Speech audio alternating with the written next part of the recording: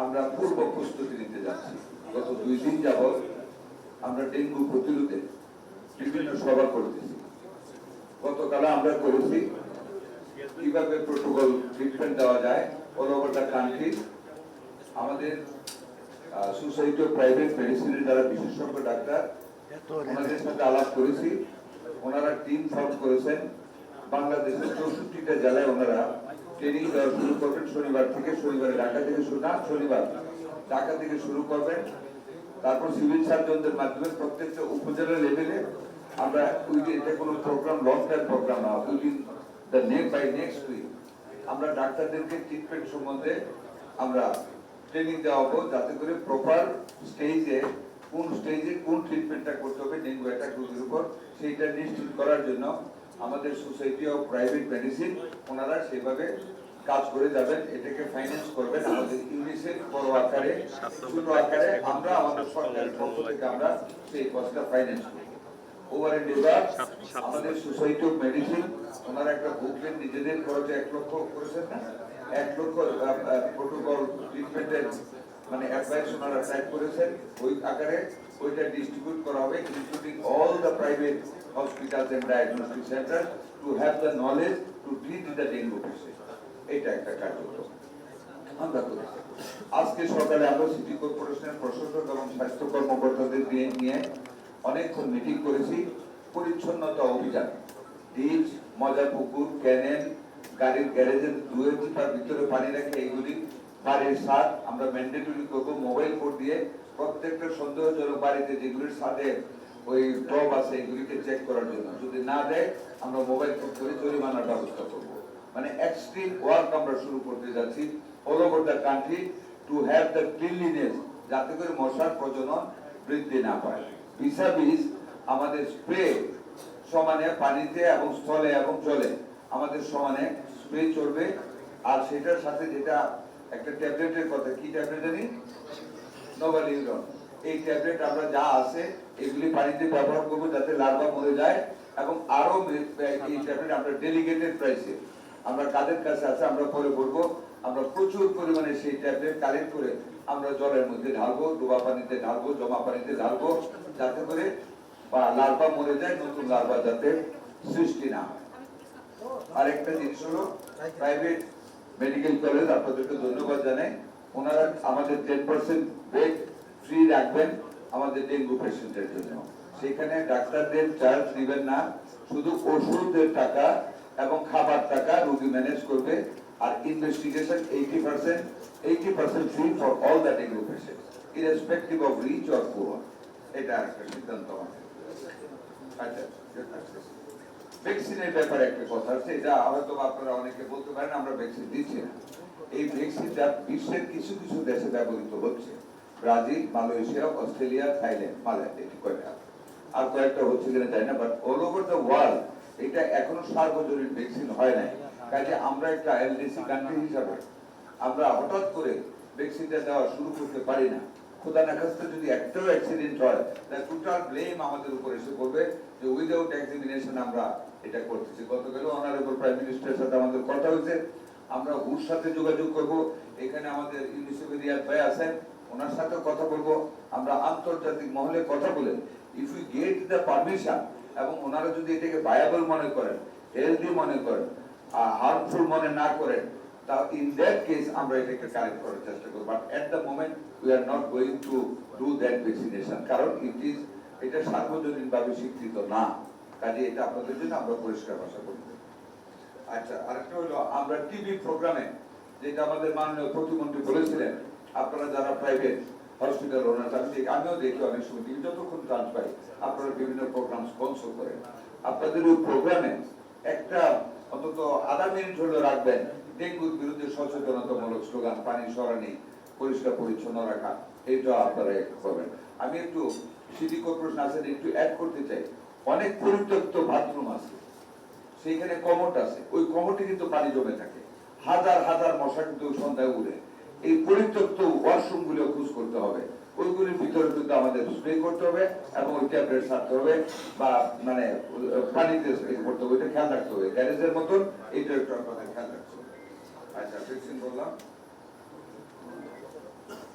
Jahangirnagar university যে একজন research করেন ডেঙ্গু নিয়ে, এটা একটু মাননীয় প্রতিমন্ত্রী, আপনি একটু এটা ওনার সাথে ওনার ফোন নাম্বারটা নিয়ে মাননীয় প্রতিমন্ত্রী একটু যোগাযোগ করে ওনার কাছ থেকে একটু সাজেশন নেবেন, উনি কি রিসার্চ করেছেন, আমাদের কি করা উচিত এই টাইমে ডেঙ্গু অ্যাটাক করে দিলে বা ডেঙ্গু প্রতিরোধে কি করতে, মাননীয় প্রতিমন্ত্রী এটা ওনার সাথে আলাপ করবেন। প্রাইভেট ওনারদের জন্য আমি আরেকটা কথা বলি, যেন আমাদের আমরা এর মধ্যে 1 লক্ষ ফ্লুইড আমরা ডোনেশন দিয়েছি। কিছু স্কেটার দিয়ে সারা বাংলাদেশে আমাদের 1 লক্ষ ফ্লুইড আমাদের আছে। আপনাদের হসপিটাল গুলিতে পর্যাপ্ত পরিমাণ ফ্লুইডের স্টক রাখতে হবে এবং আমাদেরকে আগামী 3 দিনের ভিতরে আপনাদের কোন হসপিটালে কতটা বেড হয় আমাদের 10% এবং কি ফ্লুইড স্টক আছে to fight against the dengue, এটা একটা হিসাব দিতে হবে এবং কতটা আপনারা ফার্দার কালেক্ট করবেন। আপনারা আমার কথাটাকে কোনো আপনাদের প্রতি হুকুম বাঁধবেন না। We all are the members of the same family বাংলাদেশে। আমরা ডিস্ট্রেসড পিপলের সহযোগিতার জন্য আপনাদের কাছে সহযোগিতা চাচ্ছি।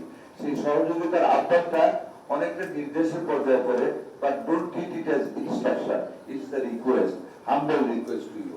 আপনাদের স্টক অফ দ্য সেলাইন বাড়াতে হবে এবং সেটা কি আছে আর কত আপনারা নিচ্ছেন আমাদেরকে আগামী 3 দিনের ভিতর অ্যালং উইথ দ্য বেড কত আছে প্রত্যেকটা, এই জিনিসটা একটু আপনারা আমাদেরকে জানাবেন। আর আমরা যে দায়িত্বটা পালন, এটা কিন্তু আমাদের শুধু সরকারের না, আমরা যদি সরকার ব্যর্থ হই আপনারা তো ব্যর্থ, দেশটা ব্যর্থ, কাজে it is a corporate responsibility. সবাই মিলে আমরা এই দুর্যোগটাকে ফাইট করতে হবে। যেভাবে আমরা করোনার বিরুদ্ধে আমরা ফাইট করেছি আল্লাহর মধ্যে পৃথিবীর যে কোনো উন্নত দেশের তুলনায় আমাদের ডাক্তারদের নার্সদের সহযোগিতায় আমরা মর্টালিটি রেট অনেকটা আমাদের consider compare to other developed countries, even with the neighbouring countries if you compare we are lucky যে আমার মর্টালিটি রেট আমাদের কম ছিল। আমাদের 100 এর উপর ডাক্তার তাদের জীবন ত্যাগ করেছে। আমার অগাধ বিশ্বাস আছে আমাদের ডাক্তারদের উপর, তারা ডেঙ্গু যেভাবে ডিজিজকে ফাইট করেছে আরো পরিসর বৃদ্ধি করে ডেঙ্গুর বিরুদ্ধে ফাইট করবে। এটা একটা কর্পোরেট রেসপন্সিবিলিটি, আপনারা আমাদের অংশ অঙ্গাঙ্গিভাবে আমরা জড়িত। আমরা যা চেয়েছি আমি আশা করি আপনারা এর চেয়ে বেশি করবেন।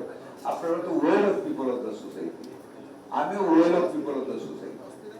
আপনাদের আমরা যদি আমাদের কিছু ত্যাগ করি আমাদের ক্ষতিগ্রস্ত হবো না, আমাদের সন্তানরা না খেয়ে থাকবে না। দিস মোমেন্ট যেখানে জাতির একটা বিরাট অংশ আমাদের সম্ভাবনা আছে আক্রান্ত হওয়ার, সেই ক্ষেত্রে আমরা যদি আমাদের এফার্ট দিয়ে বসে থেকে আল্লাহর কাছে আমরা কি জবাব দিব বলেন? We have to prepare ourself for after life. After লাইফে তো আমাদের জবাব দিতে হবে। কাজে আমার humble request on behalf of our honourable prime minister, আপনারা যেটুকু বলেছি তার চেয়ে বেশি আপনারা এগিয়ে আসবেন। এই মহামারীটাকে যদি হয়ে যায়, যদি ডেঙ্গু হয়ে যায়,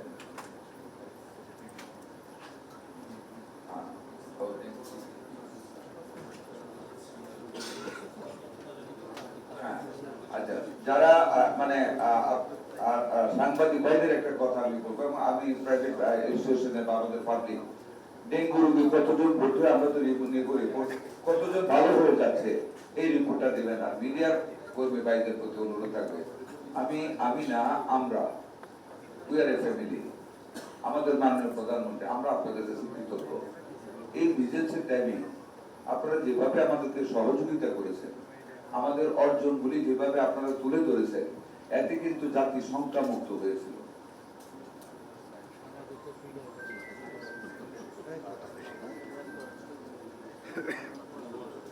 এই আপনারা আমাদের পজিটিভ জিনিসগুলো বলেন, যেমন দেখেন আমাদের নিজের একটা কথা বলি, 15-26 পর্যন্ত আমাদের সন্দেহজনক হাম রোগীর ভর্তি সংখ্যা ছিল 57,902, 57,902।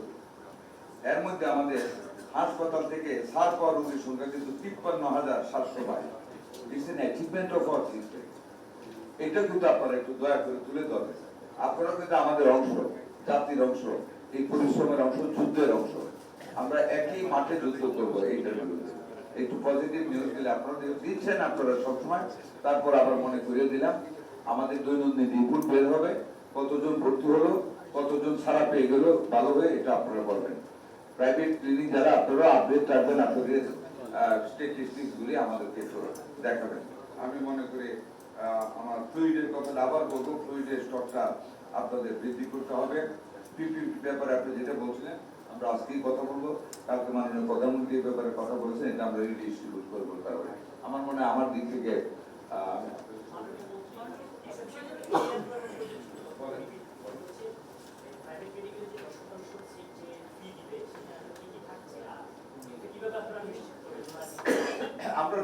মাঝে মাঝে সব ভিজিট করবো, রোগীদের কাছ থেকে জানবো, ফ্রি দিবে। আবারও বলেছি আমি, ইনভেস্টিগেশন 80% কম নেবেন, 10,000 টাকা হলে 80% 8,000 টাকা মাফ দিতে হবে না।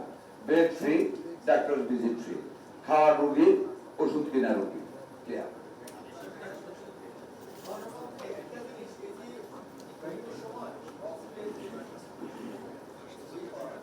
হেমোরেজিক ডেঙ্গু যেটা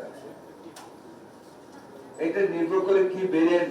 এইবার ডেঙ্গুটা কিভাবে আসতেছে, 4 জন আসছে, এখন হেমোরেজিক এর এটা দেখি নাই, দেখা যাক রোগী যদি বাড়ে তাহলে কোন ক্যাটাগরিতে পড়ে। ডাক্তার সাহেব আছেন, আমি তো আনারি লোক, আমি বোকা, ওনারা বলবেন তখন আপনাদেরকে জানাবো।